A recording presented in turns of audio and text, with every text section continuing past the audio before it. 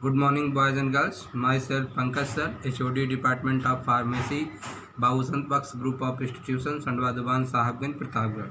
Boys and girls, today we are going to discuss the next part of the carbohydrate metabolism. As we are earlier discussed at the metabolism of carbohydrate and the glycolysis. The next part is TCA cycle. This TCA cycle is also part of the metabolism of protein or fat. तो बच्चों, जैसे मैंने आप लोगों को पहले बताया कि कार्बोहाइड्रेट के मेटाबॉलिज्म के बारे में, अब ग्लाइकोलिसिस बता दिया था। ग्लाइकोलिसिस के बाद हम आपको बताते हैं क्रेब्स साइकिल। तो कभी कभी ये पूछा जाता है कि एक ग्लूकोज मॉलिक्यूल से टोटल कितनी एटीपीज पूछी जाती हैं, तो आपको फिर ग्लाइकोलिसिस और टीसीए साइकिल दोनों को जोड़ के बताना रहेगा।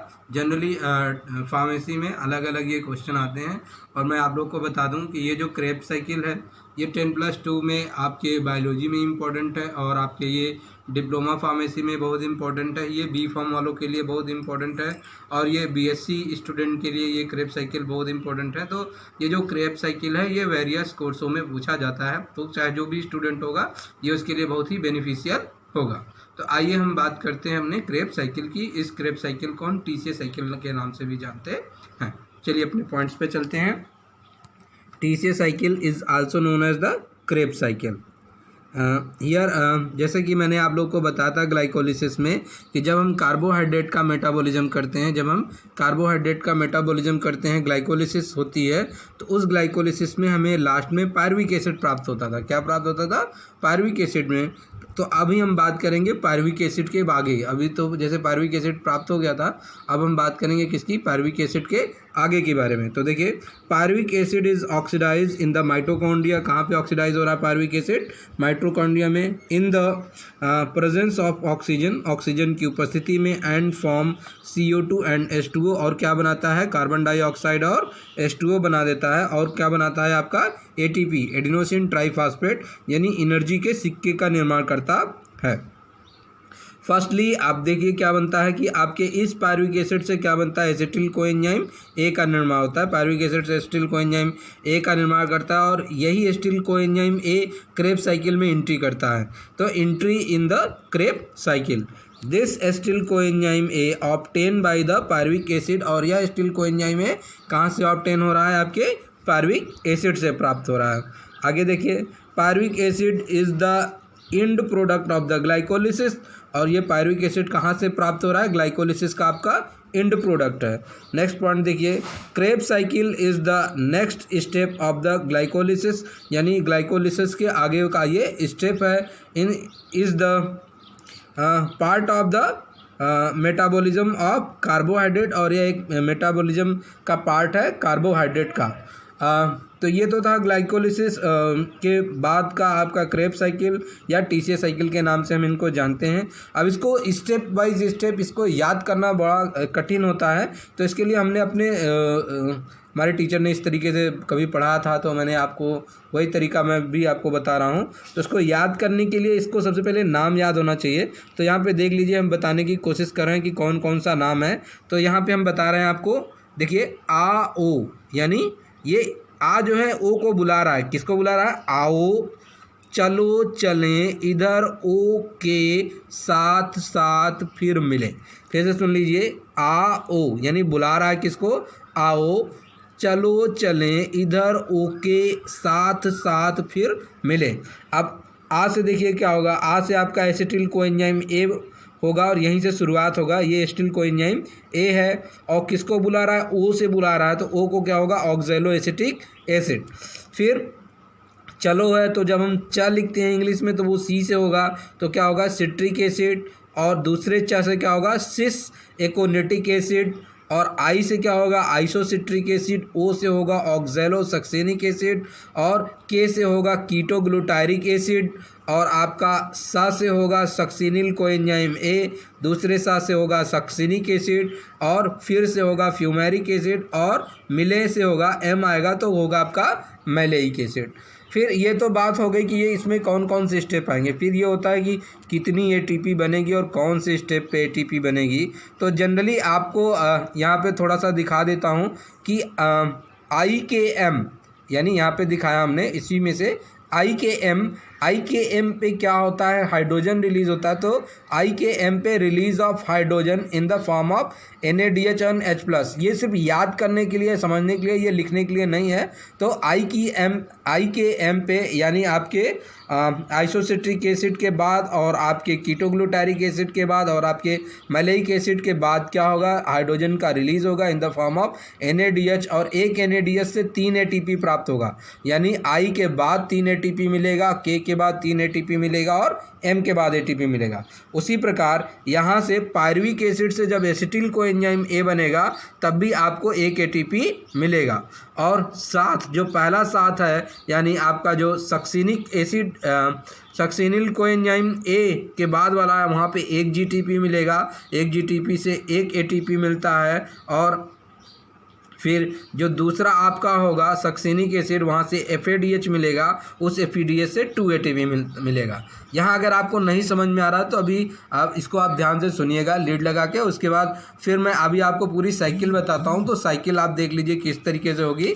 ये आपका साइकिल है और साइकिल आपको याद होना चाहिए। वही जो कोड हमने उधर बताया, यहाँ से फिर से आपको बता देते हैं एक बार कि आओ, यहाँ से शुरुआत करेंगे।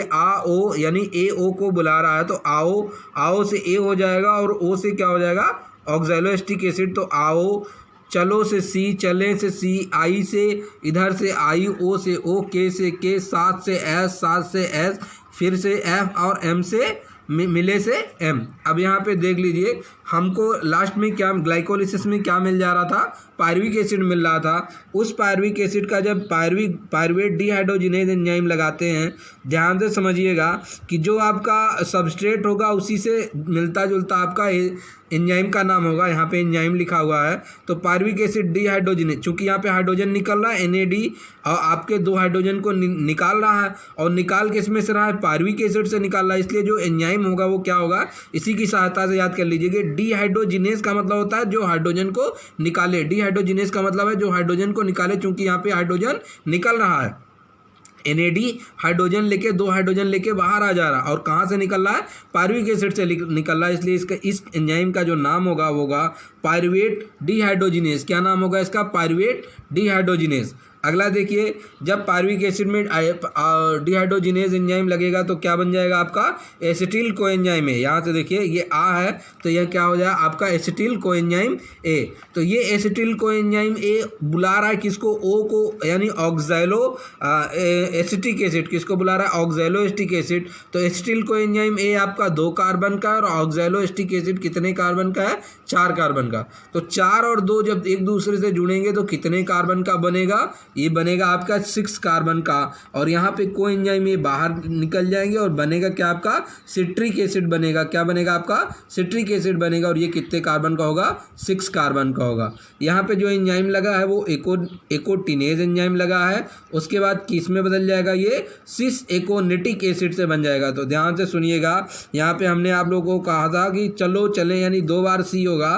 तो पहले C से सिट्रिक एसिड और दूसरे C से क्या हो जाएगा आपका एकोनिटिक एसिड। दूसरा फिर कौन सा वही एंजाइम लग रहा है, वही ऊपर वाला एंजाइम लगेगा, एकोनिटेज लगेगा।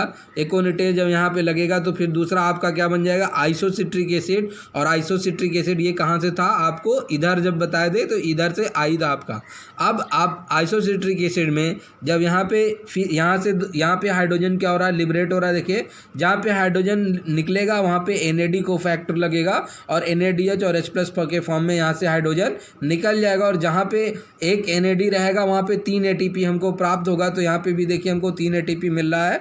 तो यहाँ पे जो एंजाइम लगेगा उस एंजाइम का क्या नाम है, आइसोसिट्रिक डिहाइड्रोजिनेज। ध्यान से सुनिए, ये आइसोसिट्रिक एसिड है और एंजाइम जो लग रहा है क्या है, आइसोसिट्रिक डिहाइड्रोजिनेज। डिहाइड्रोजिनेज इसलिए क्योंकि यहाँ पे हाइड्रोजन निकल रहा है। उसके बाद देखिए क्या है आपका, ऑक्सैलो सक्सिनिक एसिड बनेगा। क्या बनेगा आपका, ऑक्सैलो सक्सिनिक एसिड। और इस ऑक्सैलो सक्सिनिक एसिड में जो अगला एंजाइम लगेगा वो कौन सा एंजाइम है, वो कार्बोक्सिलेज एंजाइम लगेगा। क्यों कार्बोक्सिलेज, क्योंकि कार्बन डाइऑक्साइड यहाँ से क्या होगा, निकल जाएगा। एक कार्बन डाइऑक्साइड यहाँ से निकल जाएगा। तो अभी तक आप लोगों ने देखा कि यहाँ पे कितने कार्बन थे, 6 कार्बन थे, लेकिन यहाँ पे आपको कितने कार्बन मिलेंगे, 5 कार्बन मिलेंगे। अब ये क्या बन जाएगा आपका, अल्फ़ा कीटो ग्लूटारिक एसिड बन जाएगा। क्या मिलेगा? Alpha keto glutaric acid. अब इस अल्फ़ा कीटो ग्लूटारिक एसिड में से फिर 2 हाइड्रोजन निकलेगा, लिबरेट होगा। तो यहाँ क्या एंजाइम का क्या नाम होगा? Keto glutaric dehydrogenase. चूँकि हाइड्रोजन निकल रहा है इसलिए क्या नाम होगा? Keto glutaric dehydrogenase. और NAD देख लीजिए, यहाँ से 2 हाइड्रोजन लेके निकल जा रहा है और यहाँ पे एक कार्बन डाइऑक्साइड भी निकल जाएगा। कार्बन डाइऑक्साइड निकलने से अभी तक 5 कार्बन थे यहाँ पे, लेकिन यहाँ पे कितने कार्बन हो जाएंगे? 4 कार्बन हो जाएंगे।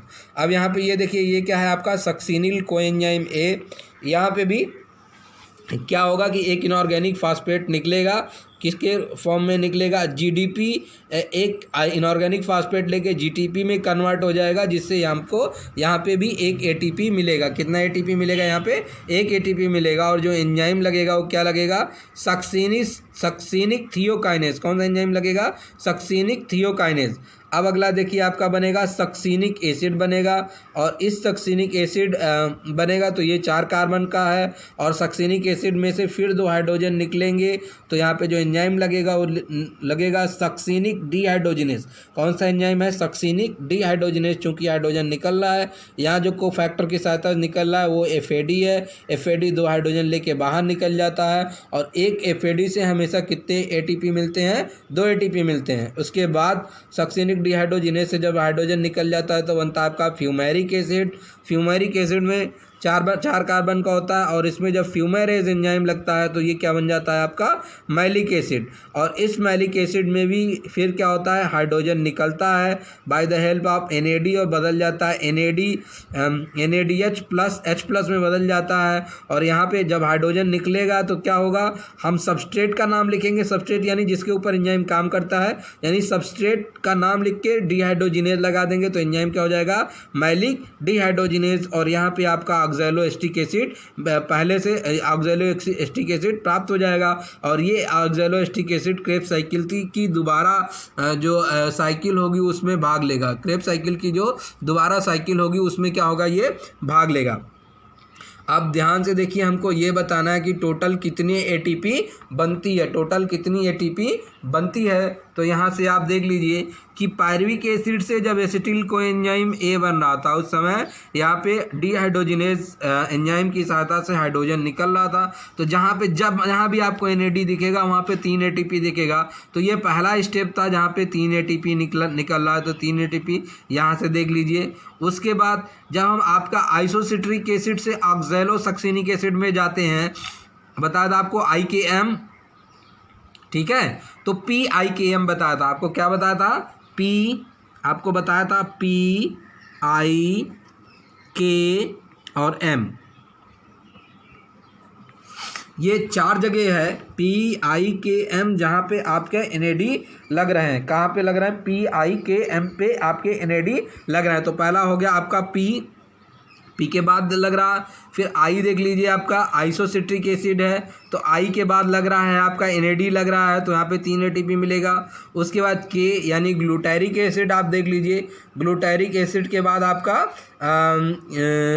NAD लग रहा है और 2 हाइड्रोजन लेके निकल रहा है। उसके बाद M देख लीजिए आपका मैलिक एसिड से फिर आपका NAD लग रहा है 2 हाइड्रोजन। तो ये PIKM में NAD लग रहा है। और एक NAD 3 ATP निकालता है। कितने ATP निकालता है? 3 ATP। तो P से यानी पायरुविक एसिड के बाद, I मतलब आइसोसिट्रिक एसिड के बाद, K मतलब ग्लूटारिक एसिड के बाद और M मतलब मैलिक एसिड के बाद। तो PIKM इसको शॉर्ट फॉर्म में याद रख लीजिएगा। PIKM के बाद हम क्या लगाएंगे? 3 NADH लगाएंगे, जिससे हमारा 3 ATP प्राप्त होगा। और अब उसके बाद देख लीजिए आपका क्या होगा कि जहाँ सक्सिनिल कोएंजाइम A लगा हुआ है, यहाँ पे क्या लग रहा है? GDP से GTP बन रहा है, यानी एक इनऑर्गेनिक फास्फेट निकलेगा। तो यहाँ पे भी हमको एक ATP प्राप्त होगा।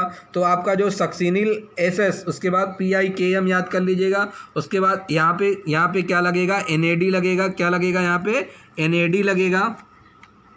यहाँ पे लगेगा NADH, ठीक है। और इसके बाद फिर क्या याद करेंगे? एस एस याद कर लेंगे।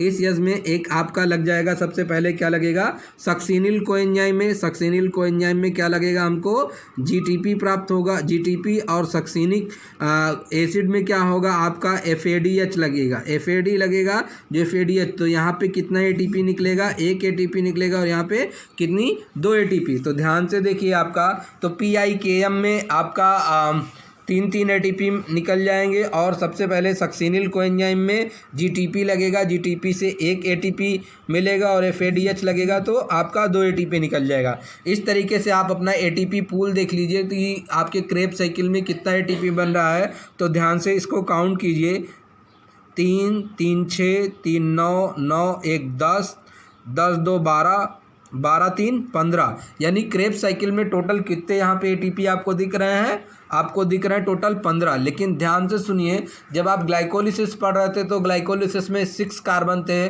और लास्ट में जब आपका पायरुविक एसिड बन रहा था तो वहाँ पे 3 कार्बन के 2 मॉलिक्यूल मिल रहे थे। यानी ये जो भी आपकी ग्लाइकोलिसिस हो रही है, ये कितने मॉलिक्यूल इसमें टेक पार्ट ले रहे हैं, 2 मॉलिक्यूल भाग ले रहे हैं। तो एक पायरुविक एसिड से कितने एटीपी बन रहे हैं, 15 एटीपी बन रहे हैं। एक पायरुविक एसिड से कितने एटीपी बन रहे हैं, 15 एटीपी बन रहे हैं। तो 2 पायरुविक एसिड से कितने एटीपी बनेंगे, 30 एटीपी बनेंगे। कितने एटीपी बनेंगे, ध्यान से देखिए। तो आपका ग्लाइकोलिसिस में कितने एटीपी बने थे, आपको 8 एटीपी गेन हुआ था। और जो आपका TCA साइकिल है उसमें कितने एटीपी बन रहे हैं, 15। लेकिन ध्यान से सुनिए, एक पायरुविक एसिड और एक एसिटिल कोएंजाइम से हमको कितने एटीपी प्राप्त होंगे, 15। लेकिन यहाँ पे कितने मॉलिक्यूल भाग ले रहे हैं, 2 मॉलिक्यूल भाग ले रहे हैं, इसलिए हम 2 से मल्टीप्लाई कर देंगे। तो 2 × 15 इक्वल टू कितना आ जाएगा आपका, 30 एटीपी। यानी अगर हम टोटल एटीपी की बात करें कि एक आपका ग्लूकोज मॉलिक्यूल जब ऑक्सीडाइज होगा तो कितना एटीपी बनेगा, यानी टोटल कितने एटीपी प्राप्त होंगे, 30 एटीपी प्राप्त होंगे। तो ये आपका पूरा क्रेब्स साइकिल है। फिर से मैं आपको बता देता हूँ कि इसको याद करने का जो सबसे सही तरीका है वो क्या रहेगा। एसिटिल कोएंजाइम में AO, यानी आ से क्या हो जाएगा आपका, एसिटिल कोएंजाइम में ऑक्सैलोसक्सिनिक एसिड के साथ मिलके आपका क्या बनाएगा, सिट्रिक एसिड बनाएगा। और सिट्रिक एसिड से क्या बनेगा आपका, फिर सिस एकोनिटिक एसिड बनेगा, फिर आपका आइसोसिट्रिक एसिड बनेगा, फिर आपका ऑक्सैलोसक्सिनिक एसिड बनेगा, फिर आपका अल्फा कीटोग्लूटारिक एसिड बनेगा, फिर आपका सक्सिनिल कोएंजाइम A बनेगा, उसके बाद फिर आपका सक्सिनिक एसिड बनेगा, फिर से आपका मैलेइक एसिड बनेगा, और मिले से आपका मैलिक एसिड बनेगा। और जो सबस्ट्रेट होगा उसी के आधार पे हम उसका एंजाइम लगाएंगे। जैसे पायरुविक एसिड से हाइड्रोजन निकल रहा था, इसलिए जो एंजाइम लगेगा वो पायरुवेट डिहाइड्रोजिनेज लगेगा। और यहाँ पे जहाँ पे सिट्रिक एसिड में एकोनिटेज एंजाइम लगेगा, और सिस एकोनिटिक एसिड में भी आपको एकोनिटेज एंजाइम लगेगा। आइसोसिट्रिक एसिड में आपका हाइड्रोजन निकल रहा है, इसलिए इसमें आइसोसिट्रिक डिहाइड्रोजिनेज लगेगा। और ऑक्सैलोसक्सिनिक एसिड में से आपका कार्बन डाइऑक्साइड निकल रहा है, इसलिए इसमें जो एंजाइम लगेंगे वो कार्बोक्सिलेज बनेंगे, और आपका 5 कार्बन का कीटोग्लूटारिक एसिड बन जाएगा। और कीटोग्लूटारिक एसिड में से भी हाइड्रोजन निकल रहा है by the help of NAD से, और जो कन्वर्ट हो रहा है NADH और H+ में। और एंजाइम कौन सा लगेगा, कीटोग्लूटारिक डिहाइड्रोजिनेज, और आपका क्या बन जाएगा, सक्सिनिल कोएंजाइम A। इस सक्सिनिल कोएंजाइम में आपका GTP फॉर्म होगा by the help of GDP, एक इनऑर्गेनिक फास्फेट की सहायता से। जो एंजाइम लगेगा वो सक्सिनिक थियोकाइनेज एंजाइम लगेगा। क्या बनेगा आपका, सक्सिनिक एसिड बनेगा, और यहाँ पे भी 2 हाइड्रोजन निकल रहे हैं, इसलिए एंजाइम जो होगा वो क्या होगा, सक्सिनिक डिहाइड्रोजिनेज, और FAD FADH और H+ में कन्वर्ट हो जाएगा। फिर आपका बनेगा फ्यूमेरिक एसिड या फ्यूमेरिक एसिड फ्यूमेरेज एंजाइम की सहायता से मैलिक एसिड में कन्वर्ट हो जाएगा। और या मैलिक एसिड में से फिर से हाइड्रोजन 2 हाइड्रोजन निकलेंगे by the help of NAD, और NADH H+ के रूप में निकलेगा। और क्या एंजाइम कौन सा लगेगा, मैलिक डिहाइड्रोजिनेज, क्योंकि हाइड्रोजन निकल रहा है इसलिए मैलिक डिहाइड्रोजिनेज बनेगा, और बन जाएगा आपका ऑक्सैलो एसिटिक एसिड। इस प्रकार बच्चों जहाँ पे NADH H+ में कन्वर्ट होगा वहाँ पे हमको 3 ATP प्राप्त होगा। जहाँ FADH H+ में कन्वर्ट होगा वहाँ पे हमको 2 ATP प्राप्त होगा। और जहाँ पे GTP होगा वहाँ पे हमको कितने ATP प्राप्त होंगे, वहाँ पे हमको 1 ATP या प्राप्त होंगे। तो हम अपने याद करने के लिए क्या लिख सकते हैं, PIKM, यानी आपका पायरुविक एसिड के बाद एक NAD लगेगा, आपका आइसोसिट्रिक एसिड के बाद एक ATP लगेगा, कीटोग्लूटारिक एसिड के बाद एक NAD लगेगा और मैलिक एसिड के बाद एक NAD लगेगा। यानी इन चारों स्थान पे एक एक NAD लग रहा है। एक एक NAD लगने से इन चारों स्थान पे 3-3 ATP बनेगा। और आपका जहाँ पे सक्सेनिल कोएंजाइम A है वहाँ पे आपको GTP प्राप्त हो रहा है और एक GTP से एक ATP बनेगा। कितने ATP मिलेंगे यहाँ पे, एक ATP बनेंगे। और आपका सक्सेनिक एसिड के बाद 2 हाइड्रोजन निकल रहा है by the help of FAD। FAD H2 के सहायता से बनेगा, FAD के सहायता से बनेगा। और यहाँ पे भी हमको कितने ATP प्राप्त होंगे, 2 ATP प्राप्त होंगे। इस प्रकार हमको एक पायरुविक एसिड की सहायता से 15 ATP मिलेंगे। इसलिए 2 मॉलिक्यूल भाग ग्लाइकोलिसिस से 2 मॉलिक्यूल मिल रहा था, इसलिए हमको टोटल यहाँ पे 30 ATP क्रेब्स साइकिल से मिल रहा है और 8 ATP ग्लाइकोलिसिस से मिलते हैं। यानी अगर आपको बताएं कि एक मॉलिक्यूल ग्लूकोज के जलने से कितनी ATP प्राप्त होती है, तो एक मॉलिक्यूल ग्लूकोज जलने से टोटल 38 ATP प्राप्त होती है। 30 आपके क्रेब्स साइकिल से और 8 आपके ग्लाइकोलिसिस से। तो आप इसको पढ़िए, ये एग्जाम के दृष्टिकोण से बहुत इंपॉर्टेंट है। अभी मैं आपको पूरा पेज दिखाता हूँ, आप इसको क्या करते सकते हैं, इसका स्क्रीनशॉट ले सकते हैं। इस तरीके से ये आपको पेज दिख रहा है और जहाँ से भी कोई भी समस्या आएगी आप मुझसे इसको पूछ सकते हैं और इसका स्क्रीनशॉट ले लीजिए। ये आपकी किताब में भी बना होगा। इसको कोशिश कीजिए कि जैसे ये बना है एकदम वैसे ही इसको डिक्टो याद कर लीजिए। एंजाइम्स का नाम रटने की कोई ज़रूरत नहीं है, जिस सबस्ट्रेट पे लगेगा उसी की सहायता से उसका एंजाइम होगा। Thank you. कोई प्रॉब्लम होगी तो कंसल्ट कर लीजिए।